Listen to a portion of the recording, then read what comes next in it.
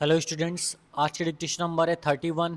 रामधारी भाग 1 की 80 वर्ड पर मिनट की स्पीड से डिक्टेशन लिखने के लिए तैयार हो जाएं। डिक्टेशन स्टार्ट होगी 3 सेकेंड बाद।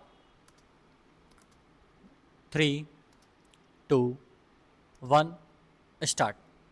अध्यक्ष महोदय, सबसे पहले मैं अपने माननीय कार्यकारी पार्षद महोदय का, जिन्होंने बजट भाषण दिया है और अपनी नीतियों की घोषणा की है, उसके बारे में उनको हृदय से बधाई देना चाहती हूँ।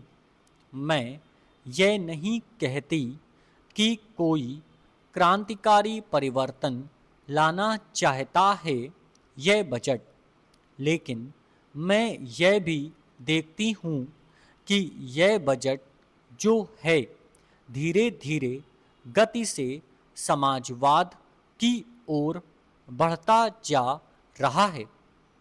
अपनी नीति से यह भूतकाल और वर्तमान दोनों को एक कड़ी में मिलाकर हमें उज्ज्वल भविष्य की ओर ले जाता है, ऐसा मुझे कहना है।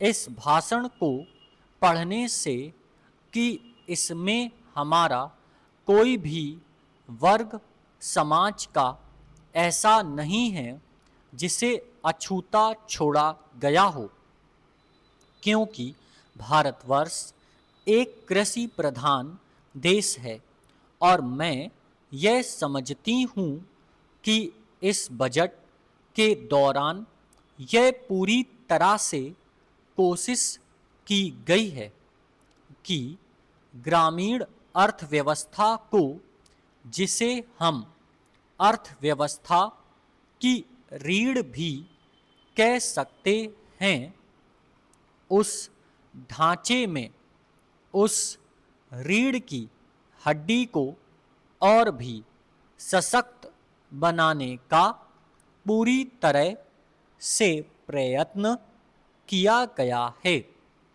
हमारे ग्रामीण भाइयों के लिए जो कोशिश की गई है इस बजट के अंतर्गत, वह है उनको सिंचाई के लिए कुएं, गांवों में उनके लिए पक्की सड़कें, जिससे उनके खेत और घर दिल्ली के साथ जोड़ने की कोशिश की गई है।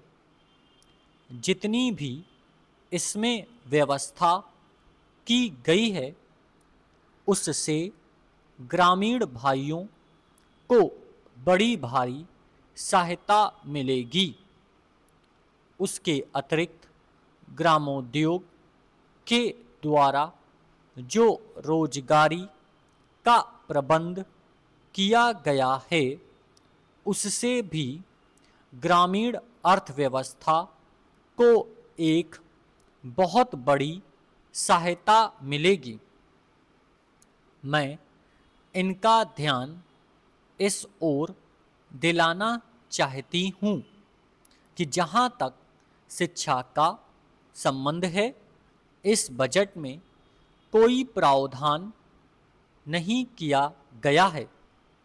मैं यह नहीं कहती कि शिक्षा के दौरान स्कूल ना खोले जाएं, पर हमारी यह नीति होनी चाहिए कि भले ही स्कूल थोड़े खोले जाएं, पर सबसे बड़ी आवश्यकता इस बात की है कि शिक्षा की नीति में परिवर्तन की ज़्यादा आवश्यकता है, क्योंकि हम प्रजातंत्र में रहते हैं।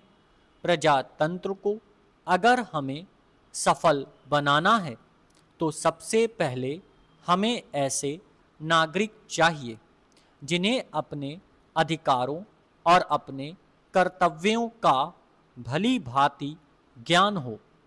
शिक्षा की वर्तमान नीति से हम अपने अधिकारों के प्रति ज़्यादा सजग होंगे और कर्तव्यों के प्रति बिल्कुल सजग नहीं होंगे। श्रीमान, मैं आपको बताऊंगा कि खेती में सुधार के बारे में हमारे कुछ लोगों का क्या विचार है। हमने विभिन्न दृष्टिकोणों से अलग अलग विचार किया है।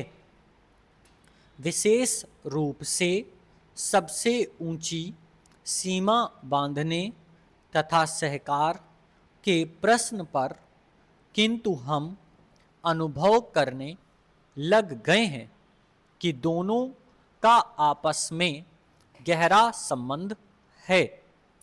अगर हमारे देश में बड़े बड़े फार्म होते तो यह कल्पना की जा सकती है, भले ही आप इससे सहमत ना हो, कि उनका कार्य संचालन दक्षता से होता और उत्पादन भी बहुत बढ़ सकता और साथ ही साथ आधुनिक तौर तरीकों का विस्तार हो सकता। भारत की मूल समस्या यह है कि यहाँ जोत की भूमि छोटी है और टुकड़ों में बटी है। साधारण तौर पर मैं कहूँ कि यह 1, 2 या 3 एकड़ है। इतनी छोटी जोत की भूमियों से हमारे किसान केवल अपना काम भर चला सकते हैं, लेकिन आधुनिक तौर तरीकों को अपनाने में बहुत कम प्रगति करेंगे। अब सबसे ऊंची सीमा बांध देने से ऐसा भी हो सकता है कि कुछ एक जो बड़े फार्म हैं उनमें काट छांट हो, जो कि प्रायोजन भी है। अगर आप चाहते हैं कि प्रगति हो और आधुनिक तौर तरीकों का प्रचलन हो, तब तो ये जो अनगिनत छोटे छोटे फार्म हैं इनको सहकारी ढंग से चलाना है, जिससे कि वे आधुनिक उपायों का लाभ उठा सकें। सहकारी ढंग से कार्य करने से मेरा मतलब है विविध प्रकार से सहयोग देना। हम सोचते हैं कि पहला कदम सहकार होना चाहिए और ऋण के अलावा अन्य कई प्रकार से भी सहायता की जा सकती है, जैसे वस्तुओं को खरीदना और बेचना, बीज, खाद तथा इसी प्रकार की वस्तुओं को दिलाना। दूसरा कदम है धीरे धीरे बीच वाले आदमी को हटा देना। फिर दूसरी स्थिति आती है जिसको मिलजुल कर खेती करना कहते हैं। यद्यपि उसमें भूमि पर अधिकार बना रहता है।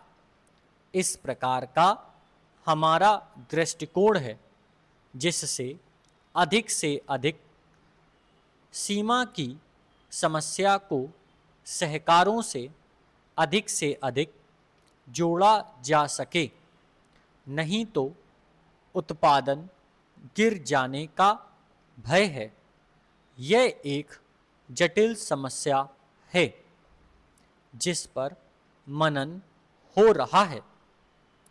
सहकार से मेरा मतलब एक गांव के सहकार से है और ज़्यादा से ज़्यादा 2-3 गांव का सहकार भी हो सकता है, यदि वे निकट से संबंधित हैं। लेकिन हमारी सरकार इनकी भरपूर सहायता करेगी। Full stop.